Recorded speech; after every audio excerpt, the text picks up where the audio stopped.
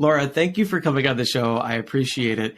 I want to start us off today with you and your story, because I know that the reason why you're in prevention is very personal to you, and it goes back a few years. So for those in the audience who don't know you, could you share a little bit about yourself and about Johnny?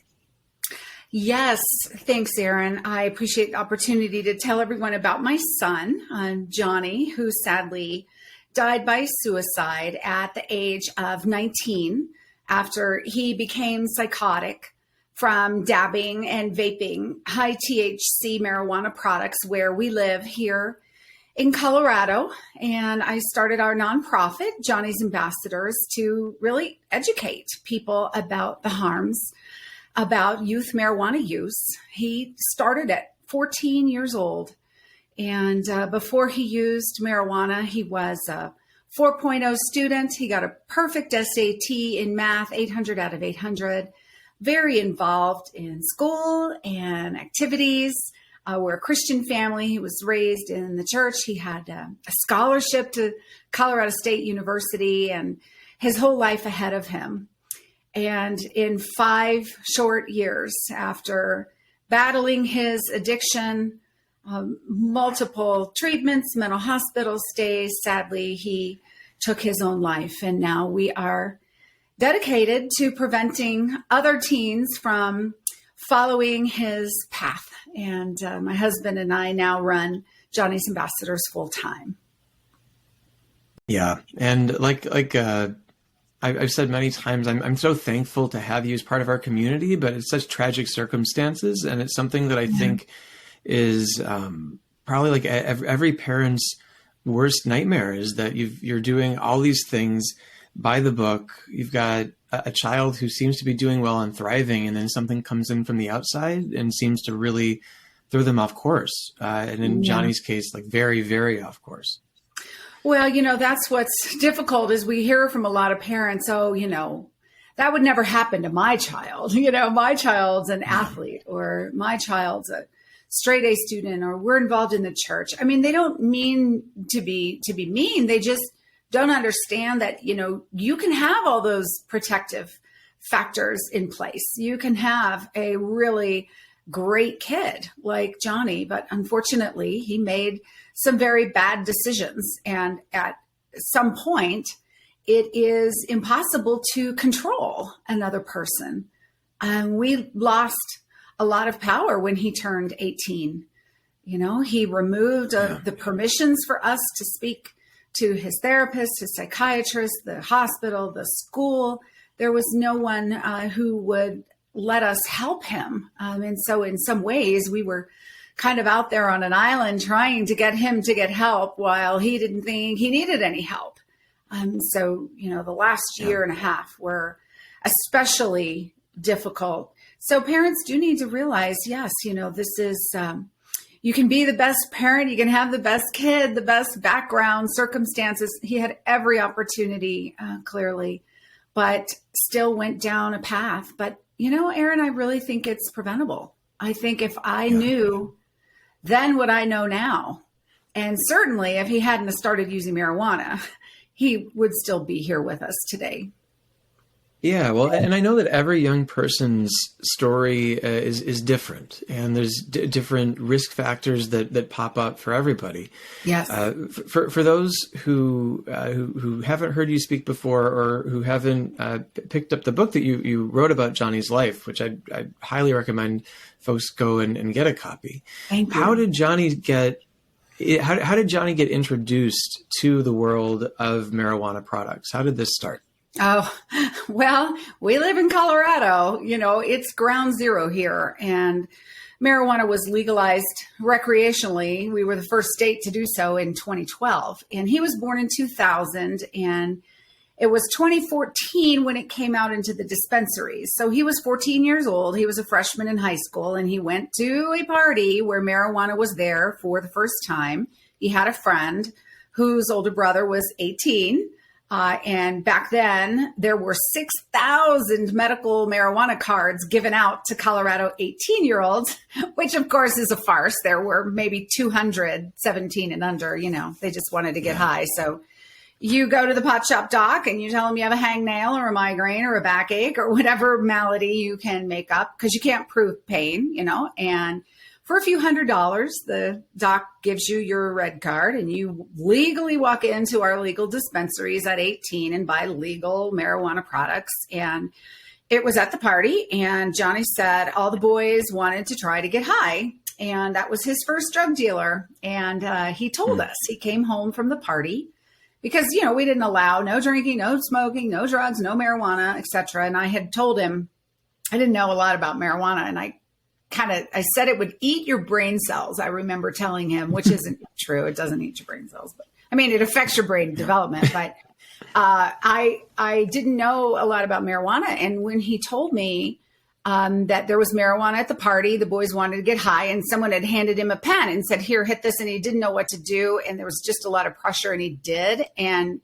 he felt kind of guilty about it. A lot of people think that's strange that he admitted it to us the first time. But, we were very close as a family, and I was his person. That actually wasn't unusual at all. He used to be very honest. At the end, of course, if his mouth was moving, he was probably lying.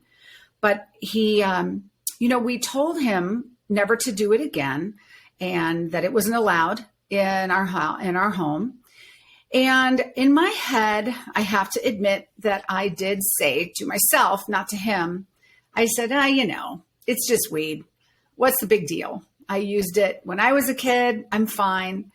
And Aaron, I had no idea, no concept about any of the products that had come onto the market and that were available in the dispensaries. At the time when he told me, I'm not excusing myself. I'm just saying I was very ignorant. I didn't know about dabbing and wax and shatter and vapes and edibles. I didn't even know those products. I was still thinking, when I was 17, 18, we got a piece of paper and we'd put some, Jim's basement weed in it and roll it up and smoke it. And I remember just kind of giggling. And then we went to Denny's. Like, that was my entire experience of marijuana. And now, in my 50s, back then, late 40s, I kind of laid that experience of it on what Johnny said and just made a whole bunch of assumptions. So I probably did not have the same urgency. Not that I gave him permission to use it.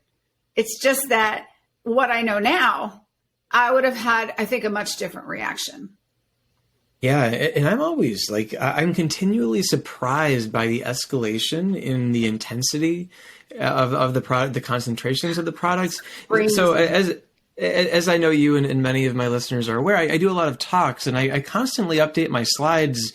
And so I'm always looking for new information, and then also going to dispensary websites, because I think it's important to actually show folks what's really going on in their area, how they're being marketed, how strong they are.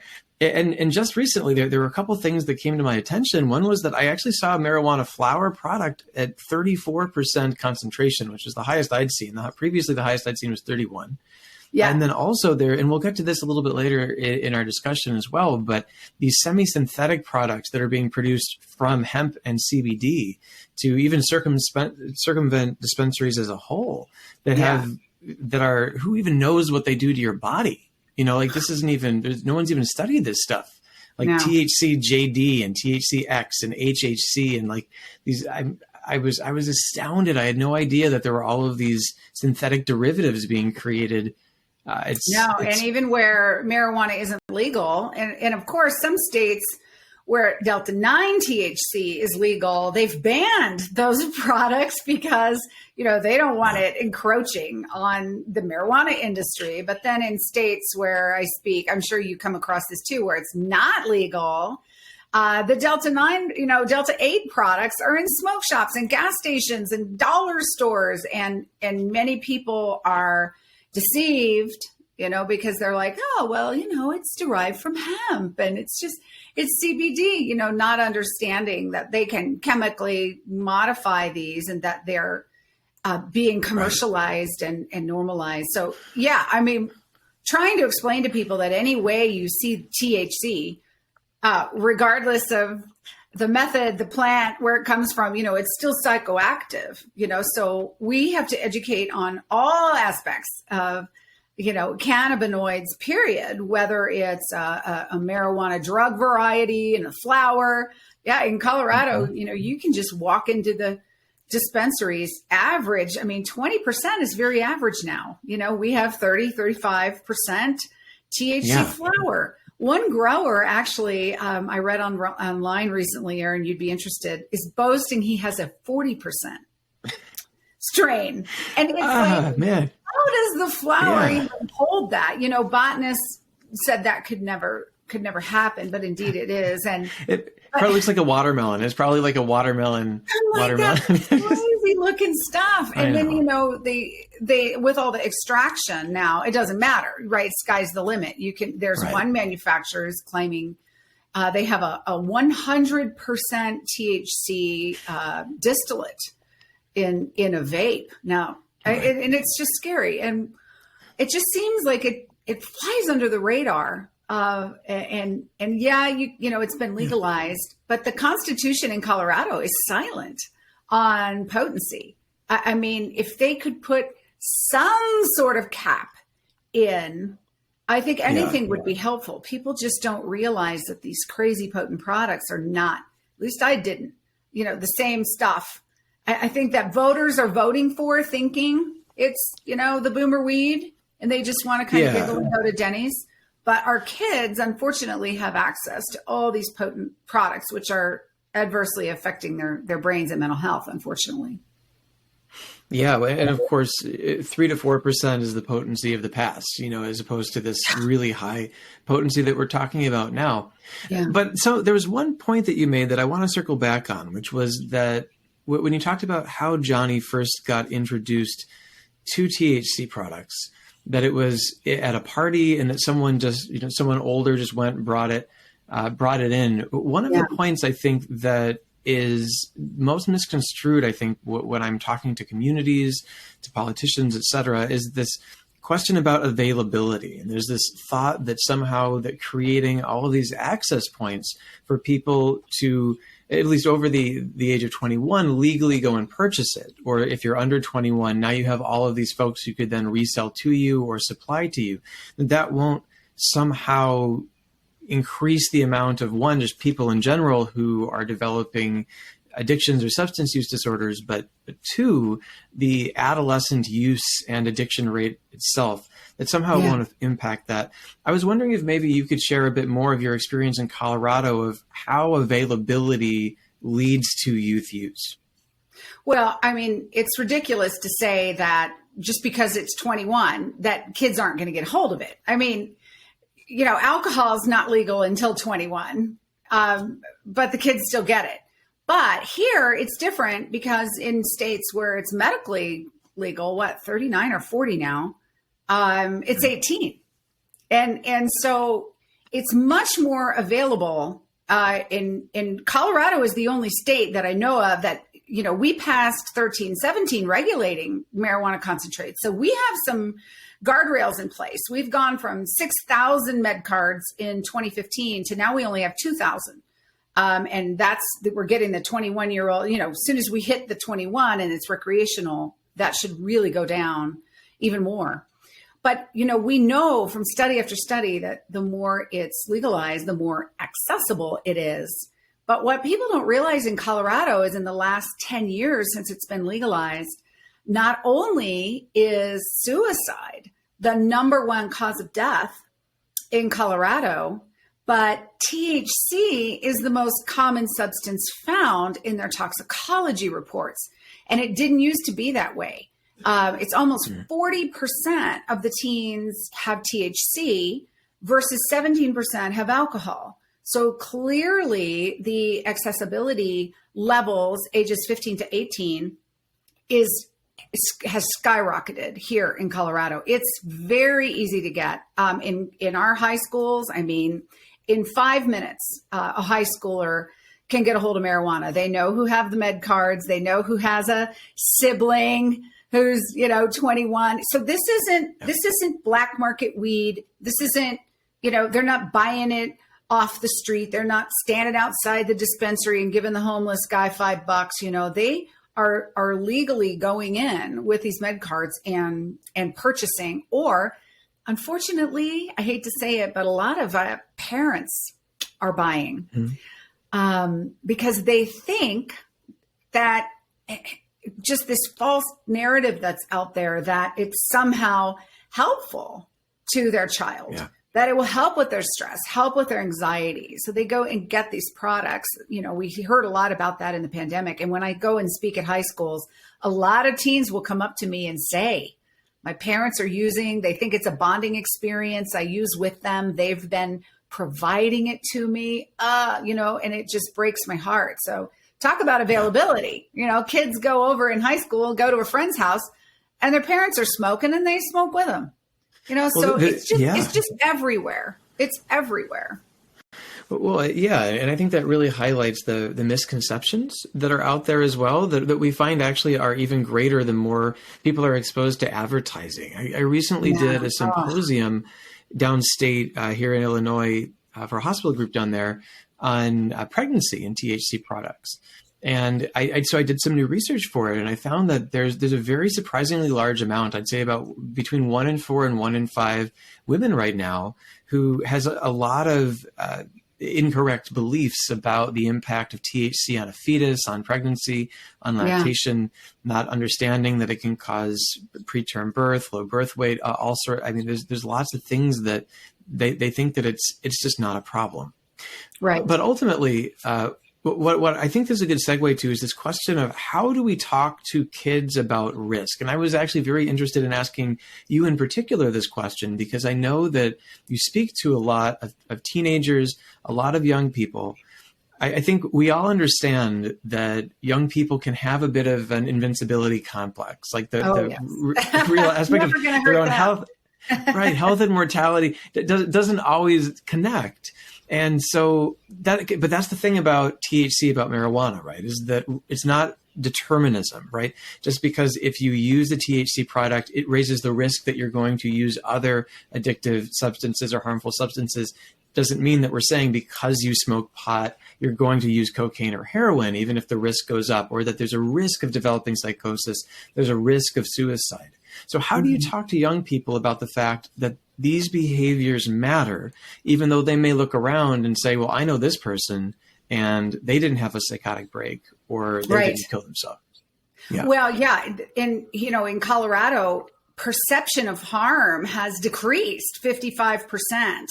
Our studies show from the Colorado Department of Public Health and Environment since legalization. So kids here think it's more dangerous to smoke a cigarette than to smoke marijuana. And so we, when I go to schools, and mostly I speak in high schools, but also middle schools and colleges. But, you know, I go in with an approach of, I'm not your mom. You know, I'm not here to tell you what to do. You know, I'm not going to judge you. I'm not trying to scare you, and I don't want to make you sad. I just want to give you some information, and I want to share my son's story and tell you what happened. And as you're making these important decisions for yourself, give you something to consider.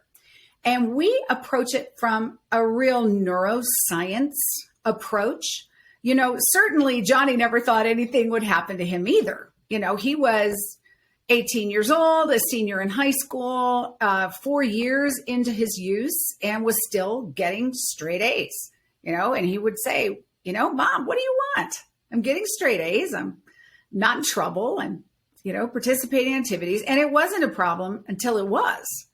And what we do with the youth at, you know, these ages of 14, 15, 16, 17, which is when they're curious and starting to want to experiment with substances, is we show them what happens in their brains. You know, they really are kind of tired of the don't do drugs, you know, drugs are bad. You know, they don't respond well to that approach. But what they do respond to and are really getting great response from them is telling them, why does THC make you high?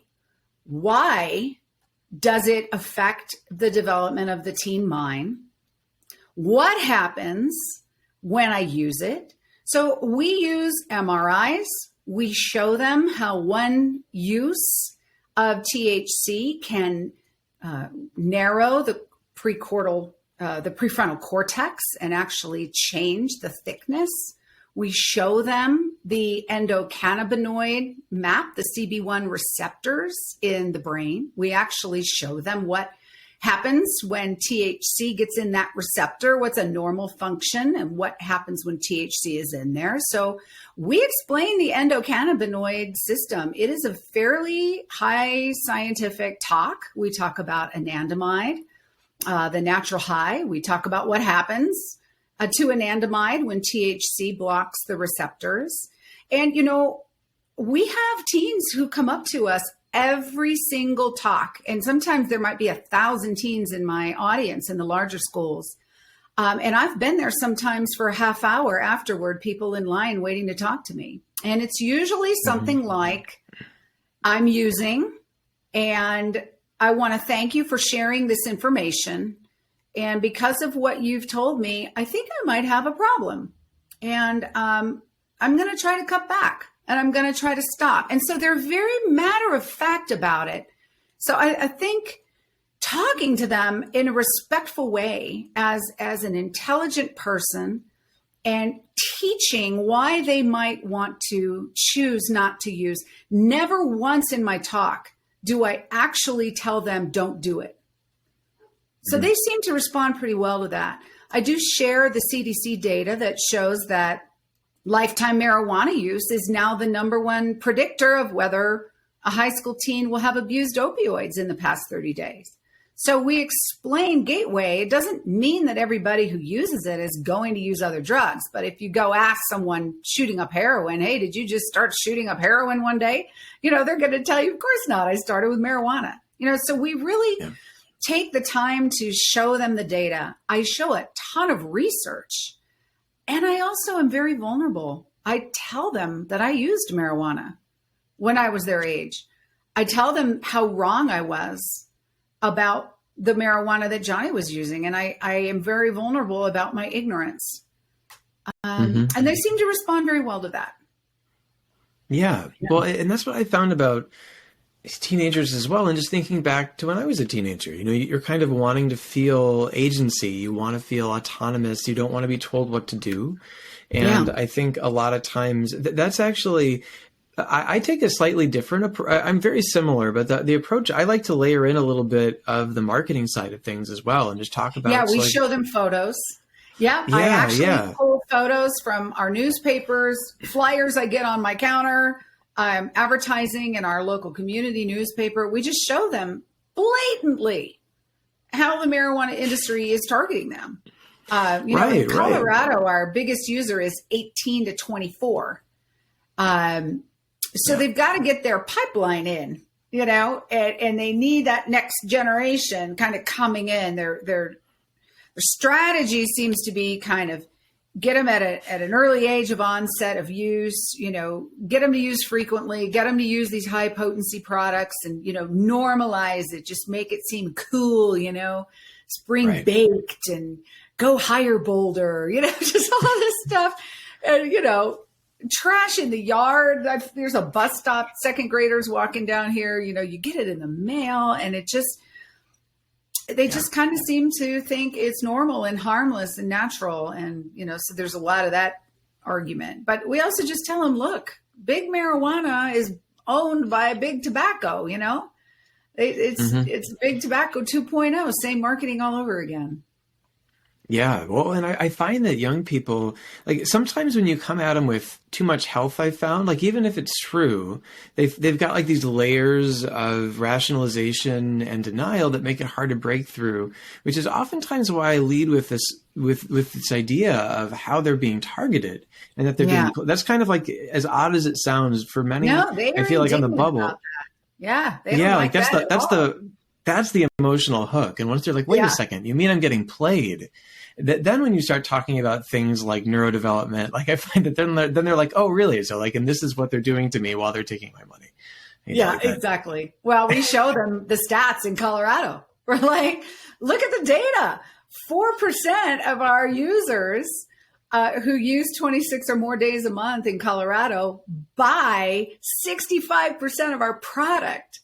So they really get upset about this whole addiction for profit. And I'm like, oh yeah, they're totally after you guys, and everybody plays right into it, you know? Right, So, right. Well, and all really these domains, like you mentioned, tobacco, alcohol, like it's all the same playbook. It's just like right now, the marijuana, THC, cannabis industry, it's like they're being given a free pass that no one else gets.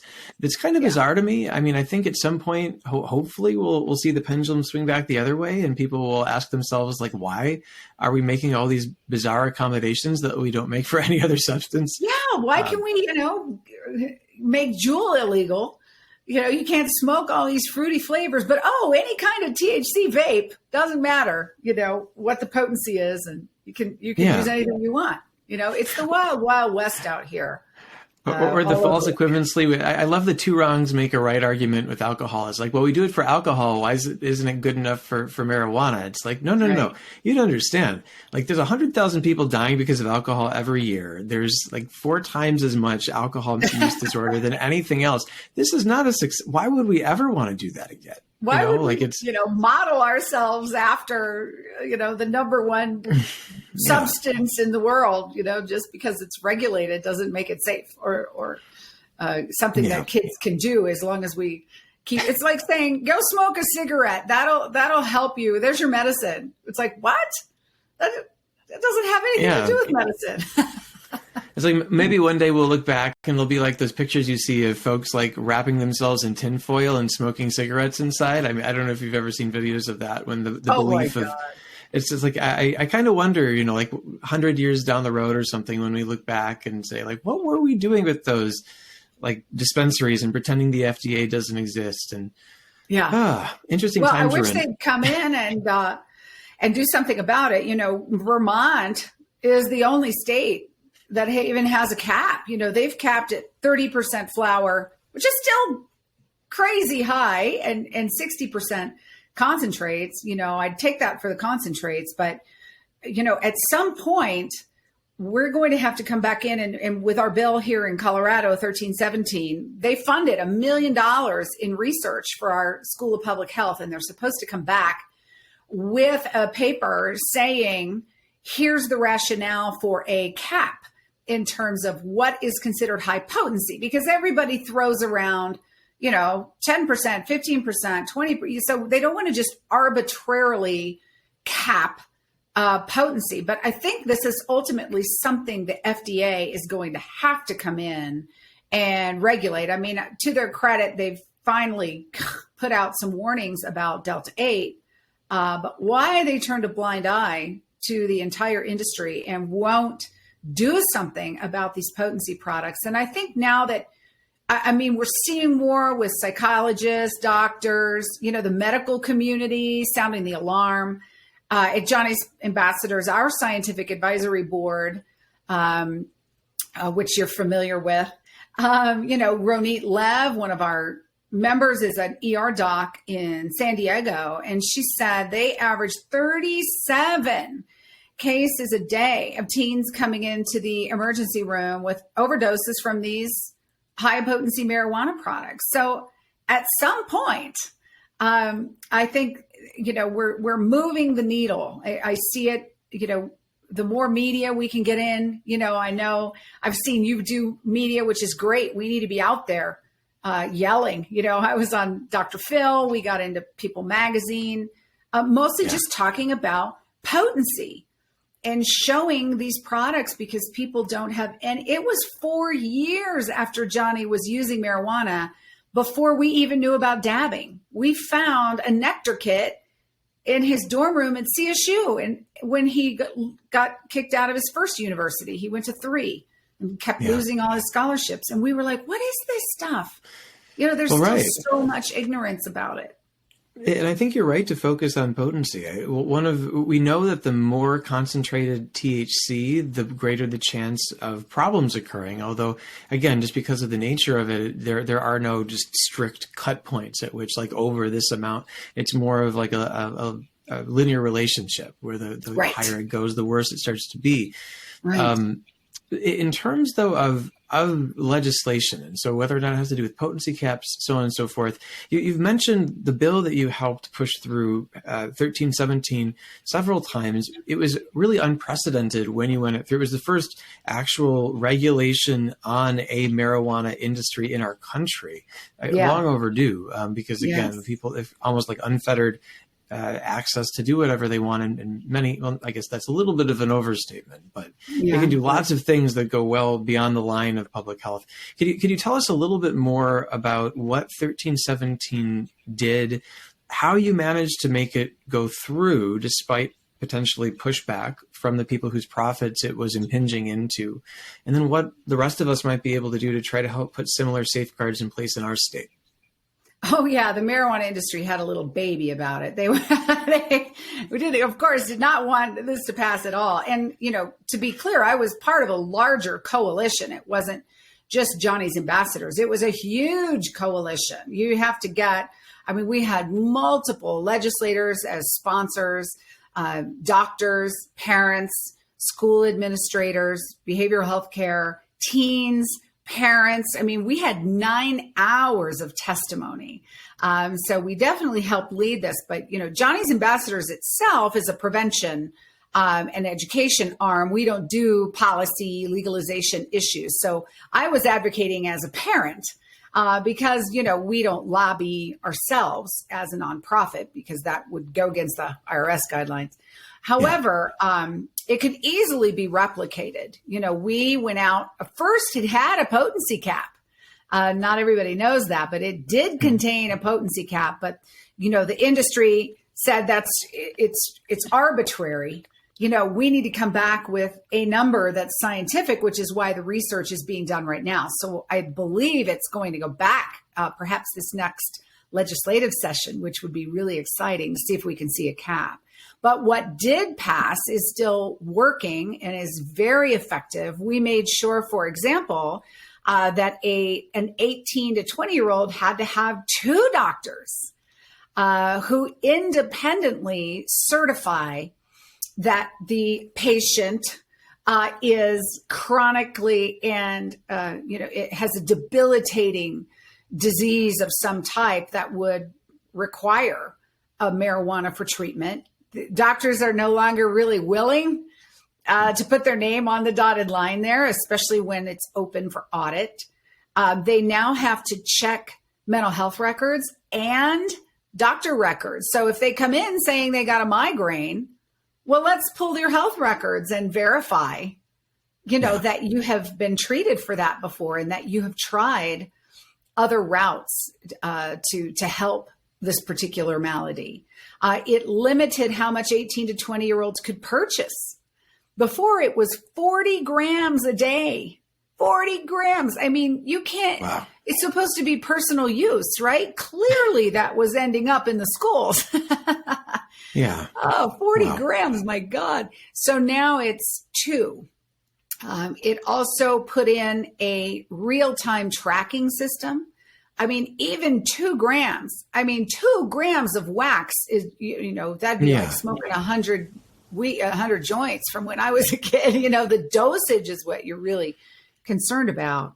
But now you can't just hop from dispensary to dispensary to dispensary and purchase your limit at each dispensary, which was called looping, and it was a very common practice. Now they regulate how much is being bought, and it has decreased our medical marijuana sales by half.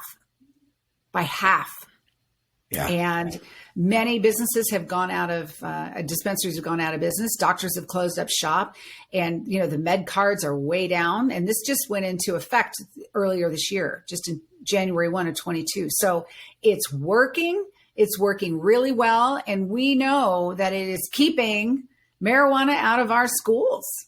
The supply is just way down. So I think other states need to take a look. We were the first state to legalize, and we were also the first state to say, whoa, this is not a good idea with our suicide rates, with our psychosis rates. Harvard just came out with a study this year from their school that depending on how marijuana friendly a state is, that increased the amount of hospitalizations associated with psychosis due to cannabis use. And Colorado is way up there. We see a lot of that in our behavioral health system here.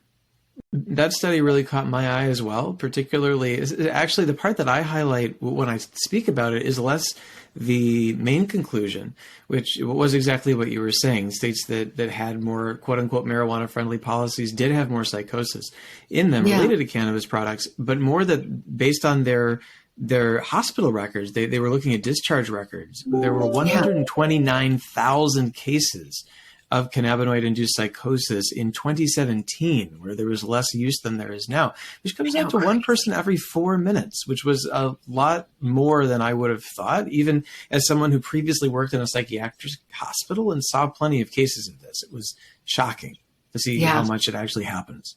Well, and some people still don't understand about psychosis. They still don't believe, marijuana can trigger psychosis in people? What? No. There's still so much disbelief over that. They were mentally ill anyway, or, they had schizophrenia, and there's no way that marijuana caused them to go into psychosis. So I think that we're seeing more understanding of that issue, thankfully. Johnny never had a medical condition. He was never depressed. He was never anxious. He wasn't self-medicating. It's a party drug. They were using it to get high, and they don't believe it's going to cause them harm. But then you see secondary to their marijuana use, depression, anxiety, psychosis. And I think that it is becoming more understood. I don't see people just brushing that aside anymore. They've heard about cannabis-induced psychosis enough that I think it's kind of the tip of the iceberg. And I'm hoping that through your work, through, Johnny's Ambassadors, all of our allied organizations, all of us talking about it, that it will become more common knowledge in the next couple of years. Yeah, well, I would say so. I mean, I think there are a lot more people talking about it, yourself included. I have one more question for you before we wrap up. So coming back to this question about policy and how do we influence policy? I know that here in Illinois, to give you an example, in the last year or two, we've had someone advance the idea of potency caps. It did not advance the industry.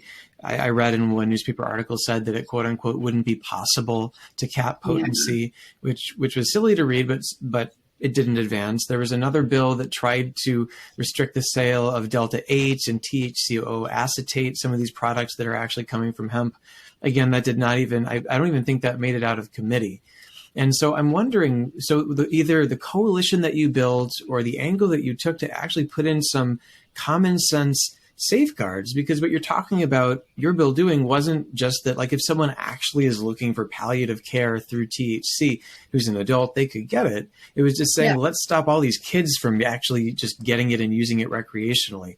So how do we go about trying to replicate your success? What can we do? Well, I mean, definitely need to look at the text of 1317 because it worked, because it protected people who currently had a medical marijuana card. It's not like we were going to take it away from people. And, the 200 kids in Colorado, age 17 and under, whose parents get them a medical marijuana card and believe in some way that it's helpful to them, whether they have severe autism or, seizure disorders or whatever it is, which we still don't even know, medically, if that is the case. But that's their prerogative. So we had to make sure, that those people weren't going to be impacted. We didn't want them coming to testimony yelling about how, they were going to be harmed. So once those people were reassured, the key is we were testifying in committee. We showed up to the committees and there were 13 lobbyists. I mean, you got to put some money behind this. And making sure that, you get the right people on the committee, that who's on each of the committees, that they're actively lobbying and influencing the committee to move it forward. There were enough people enough senators, enough representatives on both sides of the aisle and in both sides of our legislators that, that wanted to see this go forward, that the committee had a ton of pressure. It had to pass out of committee. Their colleagues were demanding it, and then we showed up and we did a lot of media. There was a lot of visibility. We called out the names of the people who were on the committee, and we made sure that people knew how they were voting. And there were, you kind of have to say, we can pull you and put someone else in there, So there's a lot of jockeying that has to take place. But it did require investment. It required 13 lobbyists to be hired to make it work. Okay, so investment, coordinated effort. I mean, it sounds like it's definitely then has to be tailored to wherever we are to try to get this to be rolled back to a safer place. Well, all right. Well, I don't know if they'd ever roll it back, but additional guardrails, I guess, is ours is the Constitution. They're not going to change the Constitution, but you can kind of put those bumpers there to protect the 18 to 20-year-olds. That was our full goal, our sole goal. Yeah. Well, bumpers, I definitely think we could use some more bumpers where I am in Illinois. Yes. And I think a lot of people around the country would agree with that statement too. But all right, we've got to finish up. So I guess just last thing to leave the audience with. So you've already done a tremendous amount in 3 years. I commonly refer people to your past webinar list for basically, it's like a who's who of cannabis and marijuana science and prevention. Really is. It's amazing what you've compiled there. It's such a repository of information. You've written a book. You've created an online curriculum. You've already done a lot. So I'm wondering just what's next? What can the audience expect from you and from Johnny's Ambassadors moving forward? Well, I mean, I'm full-time in the schools speaking, and that's our main passion when we can get in front of hundreds or 1,000 teens 3 times a day in 3 different schools.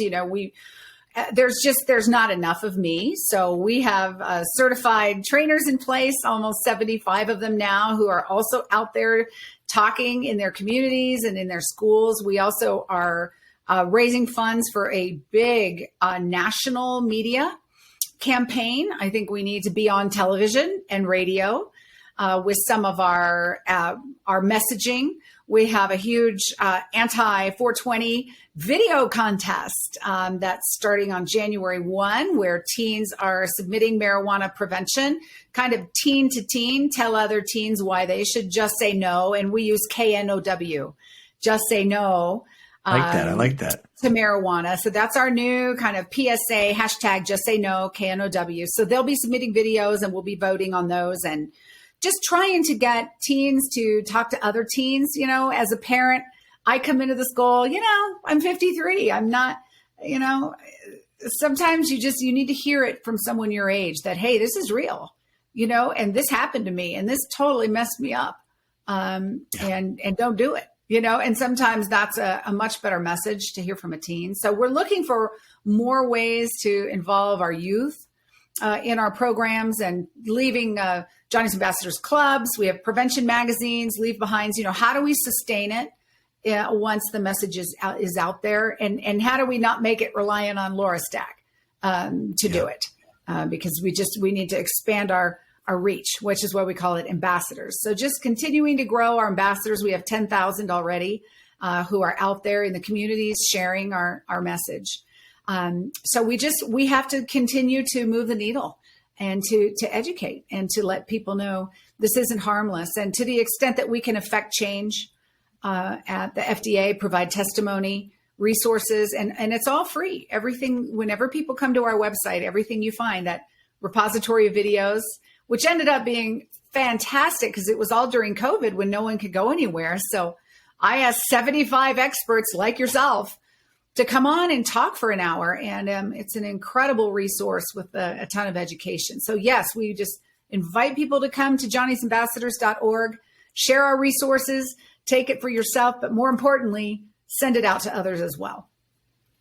Oh, well, thank you truly for all that you do. And it's, I'm in, when I hear you talk about creating ambassadors, it's the perfect word for it. And like any good leader, you've got to be able to remove yourself and have the system you've created continue without you. And so very, very forward thinking, incredibly important work. Thank you for taking the time to record and come on the show today. I really appreciate it. Thank you, Aaron. And thank you for all of the work you are doing to raise awareness in your level with your community and making sure that people really understand it and helping us to sound the alarm. And just for your support and encouragement in our work at Johnny's Ambassadors. I've been so grateful for your guidance and for being one of our best cheerleaders. So thank you so much for your help.